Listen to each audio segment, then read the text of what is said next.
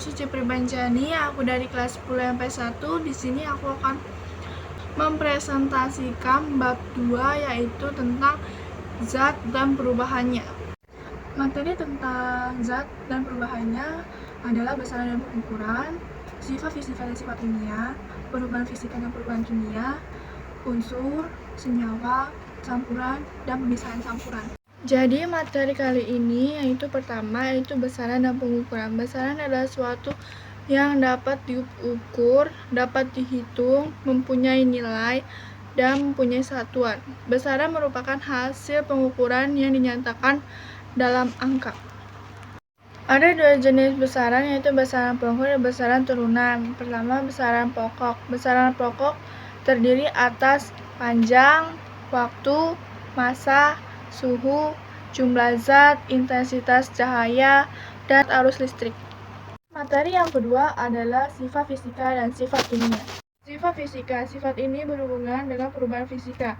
Sifat yang terdapat diamati secara langsung merupakan sifat fisika. Sifat tersebut dihasilkan oleh perubahan fisika dan perubahan terjadi bersifat sementara atau tidak kekal. Yang kedua, sifat kimia. Sifat ini berhubungan dengan perubahan kimia.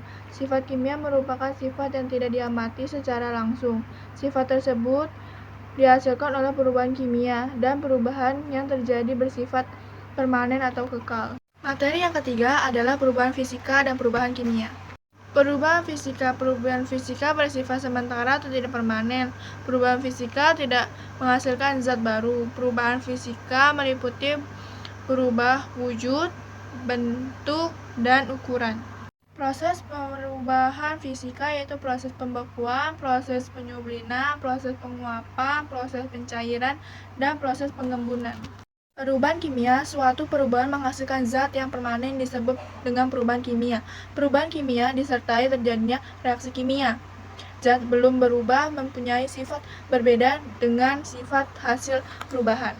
Proses perubahan kimia yaitu proses pembakaran, proses fotosintesis, dan proses pemanasan yang dihasilkan zat baru. Materi yang keempat adalah unsur. Unsur adalah zat tunggal yang paling sederhana dan tidak dapat diuraikan lagi menjadi zat lain. Unsur dapat digolongkan menjadi unsur logam dan unsur bukan logam. Materi yang kelima adalah senyawa. Senyawa adalah zat yang berbentuk dari beberapa jenis unsur yang terikat secara kimia dan mempunyai komposisi penyusun yang tetap. Senyawa dapat diuraikan menjadi unsur-unsur dengan proses kimia. Senyawa dapat digolongkan menjadi dua, yaitu senyawa organik dan senyawa anorganik. Materi yang keenam adalah campuran. Campuran merupakan suatu materi yang tersusun dari beberapa unsur atau senyawa dengan komposisi yang tidak sama. Materi penyusun campuran tidak berubah. Campuran homogen. Campuran merupakan campuran yang disusun oleh materi yang sama. Materi penyusun saling berinteraksi dan tidak dihasilkan zat baru. Campuran homogen terdiri atas lautan dan koloid. Dan campuran heterogen merupakan campuran yang disusun oleh materi yang berbeda. Materi penyusun tidak saling berinteraksi dan materi penyusun masih dapat terlihat. Campuran heterogen sering disebut dengan istilah suspensi. Komposisi penyusun campuran tidak tetap. Materi yang ketujuh, pemisahan campuran. Campuran merupakan gabungan dua zat atau lebih dan proses penggabungan tersebut tanpa melalui reaksi kimia.